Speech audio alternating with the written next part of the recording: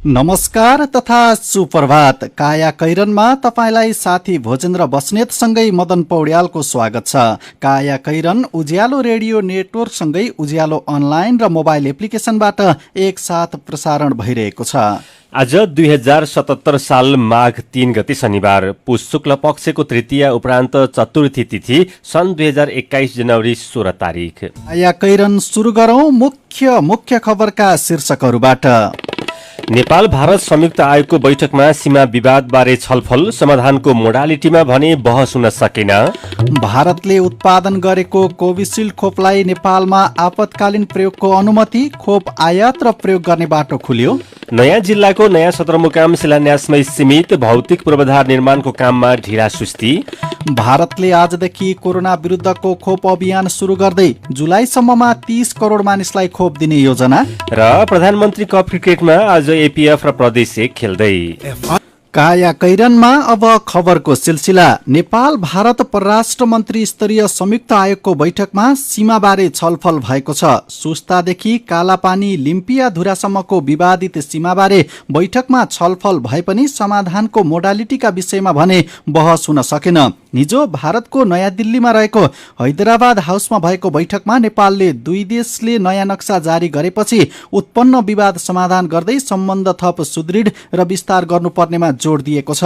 भारतले भने सीमा विवादबारे उपयुक्त संयन्त्रमा छलफल गरेर समाधान खोज्नुपर्ने बताएको छ। बैठकमा प्रबुद्ध व्यक्ति समूह ईपीजी को प्रतिवेदन, 1950 को सन्धि पुनरावलोकन लगायतका विषयमा पनि छलफल भएको नेपाली दूतावासले जनाएको छ। दूतावासले जारी गरेको विज्ञप्तिमा पनि सीमा, सन्धि, ईपीजी प्रतिवेदन लगायतका विषयमा छलफल भएको उल्लेख छ। तर भारतीय विदेश मन्त्रालयद्वारा जारी विज्ञप्तिमा भने यसबारे केही खुलाइएको छैन। परराष्ट्र मन्त्री प्रदीप कुमार घेवालीले सीमा विवाद समाधानका लागि उपयुक्त संयन्त्रका विषयमा छलफल भएको बताउनु भएको छ। बैठकको सह अध्यक्षता परराष्ट्र मन्त्री प्रदीप गेवाली र उहाँका भारतीय समकक्षी एस जयशंकरले गर्नुभएको थियो।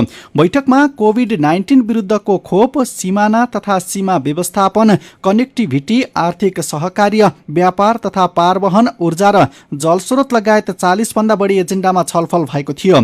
कोभिड-19 महामारी सामना गर्नका लागि दुवै देशले बेहोरिरहेका चुनौती र दुई देशबीच भइरहेको समन्वयबारे संयुक्त आयोगले प्रशंसा गरेको छ। साथै नेपालले कोभिसिल्ड र कोभ्याक्सिन उत्पादनको सफलताका लागि भारतलाई बधाई दिँदै चाँडै खोप उपलब्ध गराउन पनि आग्रह गरेको छ। भारतले कोभिड-19 विरुद्धको खोप नेपाललाई उपलब्ध गराउने भएको छ। नेपालले गरेको आग्रह स्वीकार गर्दै भारतीय पक्षले कोभिड विरुद्धको खोप आउन साथ नेपालको आवश्यकता अनुसार प्राथमिकतामा राखेर उपलब्ध गराउने प्रतिबद्धता व्यक्त गरेको हो। यसैबीच नेपालले अक्सफोर्ड विश्वविद्यालय अस्ट्राजेनेकाको खोपलाई आपतकालीन प्रयोगका लागि अनुमति दिएको छ। औषधि व्यवस्था विभागले भारतको सिरम इन्स्टिच्युट अफ इन्डियाले उत्पादन गरेको कोभिड-19 विरुद्धको कोभिसिल्ड खोपलाई प्रयोगका लागि हिजो सशर्त अनुमति प्रदान गरेको हो। नेपालले प्रयोगका लागि अनुमति दिएको यो पहिलो खोप हो। विभागले मान्यता दिएसँगै कोभिसिल्ड खोप आयात र प्रयोग गर्ने बाटो खुलेको छ। आयात र भारत र चीनका सरकारी कम्पनीद्वारा निर्मित थप 2 खोप उपयोग अनुमतिको पर्खाइमा रहेका छन्। अक्सफोर्ड एस्ट्राजेनेकाको एजेडीई 12-22 खोप सिरम इन्स्टिच्युटले भारतमा कोभिसिल्डको नाममा उत्पादन गरेको छ। यो खोपको तेस्रो चरणको क्लिनिक ट्रायल सफल भइसकेको छ। आम नेपालीको स्वास्थ्य सुरक्षालाई दृष्टिगत गरेर औषधि ऐनको संशोधन अनुसार कोभिसिल्डलाई आपतकालीन प्रयोगको लागि अनुमति प्रदान गरेको विभागका महानिर्देशक भरत भट्टराईले बताउनुभयो। अब खोप छिटो ल्याउन सहज हुने उहाँको भनाइ छ। कोभिसिल्डले सबैभन्दा पहिले बेलायतमा गएको 30 डिसेम्बरमा आपतकालीन उपयोगको अनुमति पाएको थियो। त्यसपछि भारतले जनवरी 3 र बंगलादेशले जनवरी 7 मा उक्त खोप प्रयोगका लागि अनुमति दिइसकेका छन्। प्रतिनिधि सभा विघटनको मुद्दा सर्वोच्च अदालतको संवैधानिक इजलासले नै सुनवाई गर्ने भएको छ। झण्डै 3 दिनको छलफलपछि हिजो संवैधानिक इजलासले गम्भीर संवैधानिक व्याख्याको प्रश्न समावेश भएको देखिएको भन्ने आधारमा आफूले सुनवाई गर्ने भनी आदेश गरेको हो। आदेश अनुसार अब भोलिदेखि प्रतिनिधि सभा विघटनको निवेदनमाथि निरन्तर सुनवाई हुनेछ। एमिकस क्युरी भनिने अदालतका सहयोगीहरूको राय सहित पक्ष विपक्षको सघन छलफलका बावजुद सर्वोच्चले निवेदन किन संवैधानिक इजलासले नै हेर्ने भन्नेमा 7 शब्द बाहेक केही पनि आदेशमा खुलाएको छैन। विरतपूर्ण इजलासको मागमा संवैधानिक इजलासले नै मुद्दाको सुनवाई गर्ने भन्ने आदेशमा गम्भीर संवैधानिक व्याख्याको प्रश्न समावेश भएको देखिएको भन्ने मात्रै उल्लेख छ। विघटनको मुद्दामा गम्भीर संवैधानिक व्याख्याको प्रश्न किन र कसरी समावेश भयो खुलाइएको छैन। यसअघि कानून व्यवसायीहरूले गम्भीर संवैधानिक व्याख्याको प्रश्नको आधार र कारण खुल्नुपर्ने भन्दै गत पुस 8 को प्रधान न्यायाधीश चोलेन्द्र शमशेर जबराको एकल इजलासको आदेशमै प्रश्न उठाएका थिए। 5 सदस्यीय इजलासले दिएको आदेश पनि पुस 8 गतेकै स्वरूपको छ। सर्वोच्चको यो आदेशसँगै मुद्दाको सुनवाई कसरी गर्ने भन्ने विवाद टुङ्गिएको छ। भोलि निवेदकका तर्फबाट बहस सुरु हुनेछ भने त्यसपछि सरकारी पक्षले निर्णयको प्रतिरक्षा गर्नेछ। त्यसपछि मुद्दा हाल्ने निवेदकका तर्फबाट फेरि जवाफ दिइनेछ। अदालतका सहयोगीहरूले पनि यही क्रममा आफ्नो राय दिनेछन्। त्यसपछि इजलासले निश्चित समय तोकेर दुवै पक्षका कानून व्यवसायीलाई बहस नोट पेश गर्न आदेश दिन सक्छ। त्यसपछि निश्चित अवधि राखेर इजलासले प्रतिनिधि सभा विघटन संविधान सम्मत थियो वा थिएन भन्ने निर्णय सुनाउनेछ। नेपाल कम्युनिस्ट पार्टी नेकपा दाहाल नेपाल समूहको स्थायी समिति बैठकले प्रधानमन्त्री केपी शर्मा ओलीलाई स्पष्टीकरण सोध्ने निर्णय गरेको छ। पार्टी कार्यालय पेरिस डाँडामा हिजो बसेको बैठकले पार्टीको विधान उद्देश्य र लक्ष्य विपरीत काम गरेको भन्दै प्रधानमन्त्री ओलीलाई स्पष्टीकरण सोध्ने निर्णय गरेको हो। बैठकले महासचिव विष्णु पौडेललाई पनि पार्टी निर्णय विपरीत गतिविधि गरेको भन्दै कारबाही गर्ने निर्णय गरेको बैठकपछि नेता भीम रावलले जानकारी दिनुभयो। यस्तै बैठकले आगामी माघ 16 गते काठमाडौँमा हुने प्रदर्शनलाई प्रभावकारी बनाउन आन्तरिक तयारी र जनपरिचालन गर्ने निर्णय गरेको छ। बैठकले आगामी 3 दिनभित्रमा पार्टीका रिक्त पदहरूमा नियुक्ति गर्ने र एकताका बाँकी कामहरूलाई पनि टुङ्गोमा पुर्याउने निर्णय पनि गरेको छ। नयाँ जिल्ला पूर्वी नवलपरासी अर्थात् नवलपुरको सदरमुकामलाई नमुना बनाउने योजनासहित प्रधानमन्त्री केपी शर्मा ओलीले शिलान्यास गर्नुभएको थियो। तर 1.5 वर्षसम्म भौतिक पूर्वाधार निर्माणको काम सुरुवात पनि हुन सकेको छैन। देश संघीयतामा गएसँगै रुकुम टुक्रिएर रुकुम पूर्व र नवलपरासी टुक्रिएर पूर्वी नवलपरासी अर्थात् नवलपुर बनाइएको थियो। नयाँ बनेको जिल्ला नवलपुरको सदरमुकामका लागि कावासोती नगरपालिका 3 स्थित ज्योतिकुञ्ज सामुदायिक वनभित्र रहेको 186 बिघा चौर र वन क्षेत्र छुट्याइएको छ। यो जमिनको लालपूर्जा सरकारको नाममा ल्याएसँगै प्रधानमन्त्री केपी शर्मा ओलीले 2076 साल वैशाख 7 मा शिलान्यास गर्नुभएको थियो। नयाँ जिल्लाको सदरमुकामलाई नमुना बनाउने योजना ल्याइएको छ। सुरक्षा निकायहरूदेखि सेवाग्राही कार्यालयहरू एकै ठाउँमा राख्ने योजना छ। एकीकृत रूपमा भवन निर्माण गर्ने गरी अघि सारिएको यो योजना अहिले भने अल्पत्र छ। नमुना सदरमुकामको शिलान्यास भए पनि वन मन्त्रालयको उल्झनले भौतिक पूर्वाधार निर्माण भने सुरु हुन सकेको छैन। वन मन्त्रालयले केही काम नटुङ्ग्याउँदा समस्या भएको नवलपुरका प्रमुख जिल्ला अधिकारी मनमाया पगेलीले बताउनु भएको छ। नयाँ जिल्लाको नयाँ सदरमुकाम शिलान्यासमै सीमित शीर्षकको यो खबर आजको नयाँ पत्रिका दैनिकले छापेको छ। तपाई काया कैरन सुन्दै हुनुहुन्छ। काया कैरनमा कुराकानीसँगै खबरको सिलसिला बाँकी नै छ, सुन्दै गर्नुहोला। उज्यालो रेडियो नेटवर्कसँगै उज्यालो अनलाइन र मोबाइल एप्लिकेसनमा प्रसारण भइरहेको काया कैरनमा तपाईँलाई फेरि स्वागत छ। काया कैरनमा यतिन्जेल हामीले नेपाल भारत संयुक्त आयोगको बैठकमा सीमा विवादबारे छलफल, भारतले उत्पादन गरेको कोभिसिल्ड खोपलाई नेपालमा आपतकालीन प्रयोगको अनुमति, संविधान सभा विघटनको मुद्दा संवैधानिक इजलासमै सुनवाई हुने, नयाँ जिल्लाको नयाँ सदरमुकाम शिलान्यासमै सीमित लगायतका खबर प्रस्तुत गर्यौं। अब बाँकी प्रसंग। सामान्यतया मौसम परिवर्तनको समयमा आँखाका मौसमी बिरामीहरू बढ्ने गर्दछन्। पछिल्लो 1 महिना यता आँखाका बिरामीहरूको संख्या बढ्दै गएको छ। अघिल्लो हप्ता नेपालमा वायु प्रदूषण उच्च बिन्दुमा पुगेपछि त्यसको असर आँखाको स्वास्थ्यमा पनि देखिएको छ। वायु प्रदूषणले बिरामीमा कस्तो किसिमको समस्या देखा पर्यो भनेर नेपाल आँखा अस्पताल त्रिपुरेश्वरका डाक्टर इन्दु प्रसाद ढुङ्गेललाई साथी राधा ढुङ्गानाले सोध्नु भएको छ। 2-4 हप्तादेखि लिएर चाहिँ काठमाडौँमा प्रदूषणको लेभल अत्यन्त बढी मात्रामा भएको हो। त्यो प्रदूषणको असर आँखामा पर्ने भएकोले चाहिँ अहिले चाहिँ त्यस्तो खालको बिरामीहरू चाहिँ अलिकति नम्बर संख्या चाहिँ बढेको छ। अहिले योभन्दा पनि अब अरू जुन नियमित खालको बिरामीहरू हो तिनीहरूको पनि कोभिडको कारणले गर्दा जुन उहाँहरू आउनु भएको थिएन, अब अहिले चाहिँ नियमित रूपमा अलिकति अवस्थामा चाप चाहिँ बिस्तारै बढ्दैछ। कस्तो खालको प्रकृतिको बिरामी लिएर चाहिँ अस्पताल पुग्ने गर्छन्? प्रदूषणले गर्दा चाहिँ त्यो आँखाको इरिटेसनले नै बढी पुगेको हुन्छ। भनेको आँखाको एलर्जी? आँखाको एलर्जी र पल्युसन अलिकति फरक हुन्छ। हजुर। एलर्जी हुने पोल्युसनमा एलर्जनले चाहिँ ल्याउन सक्छ, तर एलर्जी र प्रदूषणको चाहिँ अलिकति फरक हुन्छ।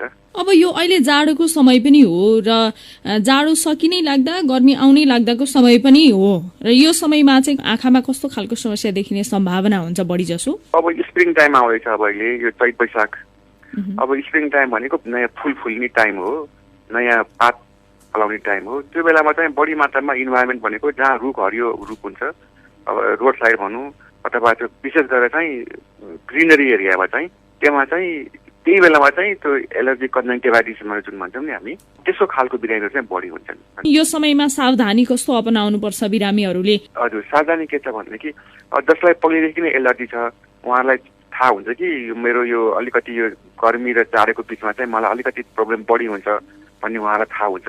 त्यस्तो छ भनेदेखि उहाँलाई सुरुमै जुन औषधि लिनु भएको छ त्यो औषधि चाहिँ आँखामा हाल्ने औषधि हुन्छ, एलर्जीको औषधिहरू हुन्छ, त्यो चाहिँ नियमित रूपमा चाहिँ त्यो सिजन सुरुभन्दा अगाडि नै हाल्यो भनेदेखि त्यसको लक्षण पनि कम हुँदै जान्छ र आफूलाई प्रब्लम पनि अलिक कम हुँदै जान्छ। त्यसकारण जुन बिरामीहरूले चाहिँ पेसेन्टहरूले चाहिँ जुन पहिलेदेखि नै देखाइरहनु भएको छ उहाँलाई एलर्जी भनेर भएको छ, आँखाको एलर्जी भएको छ भएको छ भनेदेखि उहाँहरूले आफूले जुन औषधि नियमित रूपमा हाल्नु भएको छ त्यो नियमित रूपमा हाल्ने। अब जसलाई चाहिँ त्यो होइन, सुरुमै अब उहाँलाई थाहा छैन, अब यो फागुन चैतदेखि आँखा रातो हुने, आँखामा धुलो परे जस्तो हुने, आँखा एकदम बिजाउने, आँखाको त्यो बाहिरपट्टिको डिल सुन्निने, त्यस्तो छ भनेदेखि चाहिँ अब एकचोटि त्यस्तो हो भने आँखा अस्पतालमा आएर जाँच गर्नु एकदम ठिक हुन्छ। उहाँ हुनुहुन्थ्यो नेपाल आँखा अस्पताल त्रिपुरेश्वरका डाक्टर इन्दु प्रसाद ढुङ्गेल। वायु प्रदूषणले आँखाको स्वास्थ्यमा देखिएको समस्याका बारेमा जानकारी दिनुहुँदै फेरि पनि खबरकै सिलसिला। निर्वाचन आयोगले निर्वाचन व्यवस्थापन मानव संसाधन नीति 2077 स्वीकृत गरेको छ। निर्वाचन सञ्चालन तथा व्यवस्थापनमा संलग्न हुने कर्मचारीको व्यवस्थापनका लागि आवश्यकता अनुसार नीतिगत तथा कानूनी सुधार गरी आवश्यक दक्ष जनशक्ति तयार गर्न आयोगले निर्वाचन व्यवस्थापन मानव संसाधन नीति स्वीकृत गरी कार्यान्वयनमा ल्याएको हो। निर्वाचन सञ्चालन तथा व्यवस्थापन परिचालन गरिने कर्मचारीको क्षमता विकासका लागि संघ, प्रदेश र पालिकासँग समन्वय र सहकार्य गर्ने लगायतका नीति निर्धारण गरिएको आयोगका प्रवक्ता राजकुमार श्रेष्ठले जानकारी दिनुभयो। 5 वटा रणनीति अन्तर्गत 33 वटा कार्यनीति तय गरिएको, नीतिको कार्यान्वयनका लागि निर्देशक समिति र कार्यान्वयन समितिको व्यवस्था गरिएको छ। संविधानले राष्ट्रपति, उपराष्ट्रपति, संघीय संसदका सदस्य, प्रदेश सभाका सदस्य र पालिकाका सदस्यहरूको निर्वाचनको सञ्चालन, रेखदेख, निर्देशन र नियन्त्रण गर्ने जिम्मेवारी निर्वाचन आयोगलाई दिएको छ।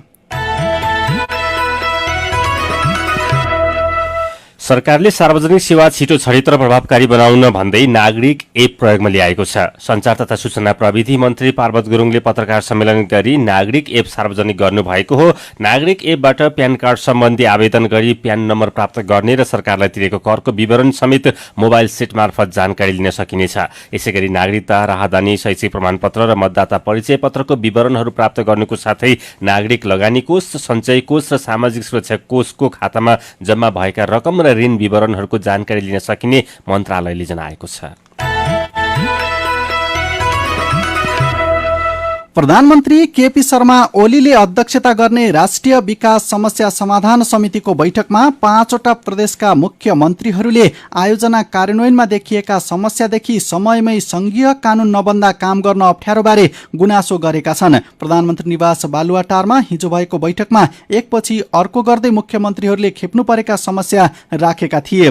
प्रदेश नम्बर 1 का मुख्यमन्त्री शेरधन राईले संघबाट बजेट पठाउने काममा ढिलाइ एवं कन्जुस्याइले गर्दा काम गर्न नपाएको गुनासो गर्नुभएको छ। यसैगरी प्रदेश नम्बर 2 का मुख्यमन्त्री लालबाबु राउतले प्रदेशमा लेखाका कर्मचारी थोरै भएको र दरबन्दी अनुसार नभएको बेरुजु बढ्दै गएको बताउनु भएको छ भने बागमती प्रदेशका मुख्यमन्त्री डोरमणी पौडेलले हचुवामा संघबाट योजना पठाउने काम भएको गुनासो गर्नुभएको छ। यसैगरी गण्डकी प्रदेशका मुख्यमन्त्री पृथ्वी सुब्बा गुरुङले साझा अधिकारका विषयमा बनेका केही कानूनको स्पष्टता नहुँदा अन्यल बढेको गुनासो गर्नुभएको छ। लुम्बिनी प्रदेशका मुख्यमन्त्री शङ्कर पोखरेलले केन्द्रबाट सशर्त योजना हस्तान्तरण भए पनि पर्याप्त बजेट नपठाउँदा समस्या भएको गुनासो गर्नुभएको छ। बैठकमा पुष्पकमल दाहाल माधव नेपाल समूहका कर्णाली प्रदेशका मुख्यमन्त्री महेन्द्र बहादुर साई र सुदूरपश्चिम प्रदेशका मुख्यमन्त्री त्रिलोचन भट्ट भने उपस्थित हुनुभएको थिएन। केन्द्रसित मुख्यमन्त्रीहरूका गुनासै गुनासा शीर्षकको यो खबर आजको कान्तिपुर दैनिकले छापेको छ। तपाईँ अहिले सुन्दै हुनुहुन्छ काया कैरन। हामीसँग मेरो पनि भन्नु छ सँगै खबरको सिलसिला बाँकी नै छ, सुन्दै गर्नुहोला। सीधा कुरा प्रश्न विचार काठमाडौँमा 90 मेगाहर्ज उज्यालो रेडियो नेटवर्क मार्फत देशभरिका विभिन्न एफएम स्टेशन तथा उज्यालो अनलाइन र मोबाइल एप्लिकेशनमा प्रसारण भइरहेको काया कैरनमा तपाईलाई फेरि स्वागत छ। अब बाँकी खबर। लमजुङको मध्य नेपाल नगरपालिकाको 2 पिप्लेकी छात्रा सृजना घिमिरेको अध्ययनमा लाग्ने खर्च मासिक 7,000 भन्दा बढी बचत भएको छ। तनहुँको सदरमुकाम दमौलीमा रहेको आदिकवि भानुभक्त क्याम्पसमा सञ्चालित छात्रावासमा बसेर अध्ययन गर्ने मौका पाएपछि सृजनाको परिवारलाई आर्थिक भार कम पर्न गएको छ। सृजना जस्तै छात्रावासमा बस्ने 26 जना छात्राहरू सस्तो मूल्यमा खाना र सहज तरिकाले अध्ययन गर्न पाएपछि मक्ख परेका छन्। बीबीएस प्रथम वर्षमा अध्ययनरत सृजनाले छात्रावासमा शान्त वातावरणमा नजिक भएकोले अध्ययन गर्न र सहज र सस्तो मूल्य भएकोले आर्थिक भार कम पर्न गएको बताउनुभयो। बाहिर कोठा लिएर बसेको भए मासिक 10,000 भन्दा बढी खर्च हुन्थ्यो, अहिले 3,500 पनि खर्च हुँदैन सृजनाले भन्नुभयो। शहीद चन्द्र नेपाली छात्रावासमा बसेर आदिकवि भानुभक्त क्याम्पसमा पढ्ने छात्रा र अभिभावकहरूको आर्थिक भार कम पर्दा खुसीको सीमा नै छैन। एक छाकको 24 रुपियाँमै दाल भात र तरकारी पाउन छात्राहरू खुसी हुने गरेको छात्रावास प्रमुख तथा सहायक क्याम्पस प्रमुख कल्पना लम्सालले जानकारी दिनुभयो। छात्रावासमा 24 रुपियाँमै दाल भात तरकारी शीर्षकको खबर आजको गोर्खापत्र दैनिकले छापेको छ। मेरो पनि भन्नु छ। बर्दिया निकुञ्जका बाघ दिउँसै सड़कमा वन्यजन्तु मैत्री संरचना तत्काल आवश्यक शीर्षकको खबर उज्यालोमा पढेपछि नरेन्द्र सिंह लेख्नुहुन्छ, सड़कको दायाँ बायाँ मजबुत तारजाली लगाउँदा केही कमी आउला, त्यतातिर सम्बन्धित निकायको ध्यान जानु आवश्यक छ। यसै विषयमा दिल्ली जैसी नाम गरेका साथी लेख्नुहुन्छ, बाघ सड़कमा आएको कि सड़क बाघको घरमा गएको? निकुञ्जको बीचमा सड़क भएपछि बाघ कता जानु? कोरोना भाइरसबाट एकपटक संक्रमित भएको व्यक्ति 5 महिनासम्म फेरि संक्रमित नहुने शीर्षकको खबरमा मित्रबन्धु ढकाललाई भने विश्वास लागेको छैन। उहाँ लेख्नुहुन्छ, कुखुरामा लाग्ने H9 भाइरस महिनामै 2 पटक देखिएको थियो, यसको मतलब भाइरस त्यसै शान्त हुँदैनन्। यसै विषयमा विकास बाबुको प्रतिक्रिया छ, कोरोना लागेर निको भएकोमा फेरि छिट्टै नै दोस्रो पटक कोरोना देखिएका थुप्रै उदाहरण भेटिन्छन्। मजदुरलाई घाटाको भागीदार बनाउँछन् ठेकेदार शीर्षकको खबरबारे करिश्मा ढकाल लेख्नुहुन्छ, घाटाको भागीदार बनाउनेले नाफाको भागीदार पनि बनाउनु पर्यो, नत्र भने मजदुर मजदुरै हुन्, घाटामा उनीहरूलाई किन भागीदार बनाउने? अनि डडेलधुराका लोकेन्द्र ठकुरासी हाम्रो आइभीआर मार्फत भन्नुहुन्छ, नेपाल सरकारले भन्छ नेपालमा कोरोनाको दायरा घटिसक्यो, कोरोना घटिसक्यो भन्छ। साँच्चै कोरोना घट्यो कि कोरोना परीक्षण गर्ने दायरा घटाएको हो, केही बुझिँदैन। तर चाहिँ कोरोनाको जाँच चाहिँ हुनु पर्यो सरकार। विचारका लागि तपाईलाई धन्यवाद। मेरो पनि भन्नु छ। मेरो पनि भन्नु छ प्रस्तुत गर्दै हुनुहुन्थ्यो साथी जानुका दुवाडी। काया कैरनमा अब विदेशको खबर। भारतले कोरोना विरुद्धको खोप आजदेखि सर्वसाधारणलाई लगाउन सुरु गर्दैछ। स्थानीय समय अनुसार बिहान 10:30 बजे खोप अभियानको शुभारम्भ गर्ने भारतीय सञ्चार माध्यमले जनाएका छन्। खोप अभियानको उद्घाटन भारतीय प्रधानमन्त्री नरेन्द्र मोदीले गर्नुहुनेछ। अभियान उद्घाटन लगत्तै प्रधानमन्त्री मोदीले स्वास्थ्य कर्मीसँग कुराकानी गर्ने कार्यक्रम छ। भर्चुअल रूपमा हुने कुराकानीमा देशभरका 3,006वटा खोप केन्द्रका स्वास्थ्य कर्मी सहभागी हुन सक्नेछन्। अभियानको पहिलो दिन आज हरेक खोप केन्द्रमा 100 का दरले 3 लाख स्वास्थ्य कर्मीलाई खोप लगाउने कार्यक्रम रहेको छ। भारतले पहिलो प्राथमिकतामा 30 करोड मानिसलाई जुलाईसम्ममा खोप दिने बताएको छ। खोपका लागि 700 जिल्लामा झण्डै 1,50,000 कर्मचारी परिचालन गरिएको छ। भारतको राष्ट्रिय खोप इन्स्टिच्युटका प्रमुख सत्यजित राठले बालबालिकालाई खोप लगाउनुभन्दा कोरोना विरुद्धको खोप लगाउनु निकै जटिल र चुनौतीपूर्ण रहेकोले सावधानीपूर्वक तयारी भइरहेको बताउनु भएको छ। भारतले प्रयोगमा ल्याउन लागेका खोपमा अस्ट्राजेनिकाले भारतीय कम्पनी सिरम इन्स्टिच्युटसँग मिलेर तयार पारेको कोभिसिल्ड र भारत बायोटेकले विकास गरेको कोभ्याक्सिन रहेका छन्। भारतमा अहिलेसम्म 1,05,42,000 भन्दा धेरैमा कोरोना संक्रमण पुष्टि भएकोमा 1,52,094 जनाको ज्यान गइसकेको छ। अब खेल खबर। प्रधानमन्त्री कप एक दिवसीय राष्ट्रिय क्रिकेट प्रतियोगितामा आज सशस्त्र प्रहरीको विभागीय क्लब एपीएफ र प्रदेश नम्बर 1 बीचको खेल हुनेछ। खेल बिहान 9:30 बजे त्रिवी क्रिकेट मैदान कीर्तिपुरमा सुरु हुनेछ। एपीएफ शरद भेष्वाकरको र प्रदेश 1 सिद्धान्त लोहनीको कप्तानीमा खेल्दैछन्। राष्ट्रिय खेलकुद परिषदको आर्थिक सहयोग तथा नेपाल क्रिकेट संज्ञानको व्यवस्थापनमा हिजोबाट प्रतियोगिता सुरु भएको हो। हिजो भएको पहिलो खेलमा नेपाली सेनाको विभागीय क्लब त्रिभुवन आर्मीले गण्डकी प्रदेशलाई 98 रनले हराएको छ। गत चैतमा विराटनगरमा तयारी पूरा गरे पनि कोरोना भाइरसको महामारीका कारण स्थगित भएको राष्ट्रिय महिला लीग माघ 7 गतेदेखि दशरथ रंगशाला र एन्फा कम्प्लेक्समा आयोजना गर्ने अखिल नेपाल फुटबल संघ एन्फाले जनाएको छ। कोरोना महामारी यता एन्फाले आयोजना गर्न लागेको यो पहिलो प्रतियोगिता हो। एन्फाले सहभागी टिमले एकअर्का विरुद्ध 2-2 खेल खेल्ने डबल लीगको आधारमा 7 टिमको राष्ट्रिय लीग गत चैत 2 गतेदेखि विराटनगरमा सञ्चालन गर्ने तयारी गरेको थियो।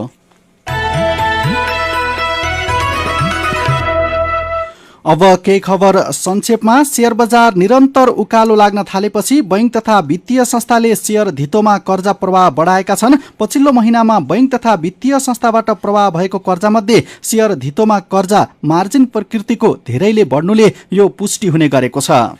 नेपालमा भूकम्पपछि 37वटा सिमेन्ट उद्योग दर्ता भएका छन्, जसमा 1 खर्ब 80 अर्ब बराबरको लगानी भएको छ। पछिल्लो 5 वर्षमा देशभरमा 37वटा उद्योग दर्ता भएका हुन् र विभागको तथ्याङ्क अनुसार 1 खर्ब 80 अर्ब रुपियाँ लगानी प्रतिबद्धता भएको छ। विभागमा दर्ता भएका मध्ये कतिपय सञ्चालनमा रहेका उद्योगले पनि क्षमता विस्तार गर्न लागेका छन्। अर्घाखाँची, मारुति, सम्राट, घोराई लगायतका उद्योगले क्षमता विस्तार गर्ने विभागमा प्रस्ताव गरेका छन्। भूकम्पपछि पुनर्निर्माण र विकास निर्माणले तीव्रता पाउने आशाले सिमेन्ट उद्योगमा लगानी ओइरिएको नेपाल सिमेन्ट उत्पादन संघका अध्यक्ष ध्रुव थापाले बताउनुभयो।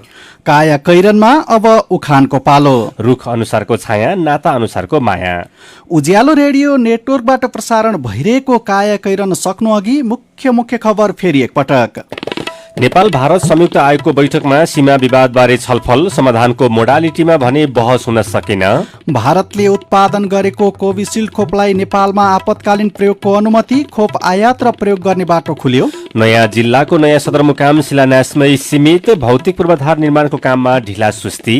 भारतले आजदेखि कोरोना विरुद्धको खोप अभियान सुरु गर्दै जुलाईसम्ममा 30 करोड मानिसलाई खोप दिने योजना। र प्रधानमन्त्री कप क्रिकेटमा आज एपीएफ र प्रदेश 1 खेल्दै। आजको काया कैरन सकिएको छ। काया कैरनबाट प्राविधिक साथी सशिन्द्र गौतमसँगै हामी भोजेन्द्र बस्नेत र मदन पौड्याल पनि बिदा माग्छौं। काया कैरन सुन्नुभएकोमा तपाईँलाई धन्यवाद। उज्यालो मोबाइल र अनलाइनमा प्रसारण भइरहेका रेडियो र अनलाइनका सामग्री भाइबरमा पनि उपलब्ध छन्। कोरोनाको जोखिम कायमै रहेकाले घर बाहिर निस्कदा मास्क लगाउन र भौतिक दूरीको ख्याल गर्न नबिर्सौं। नमस्कार।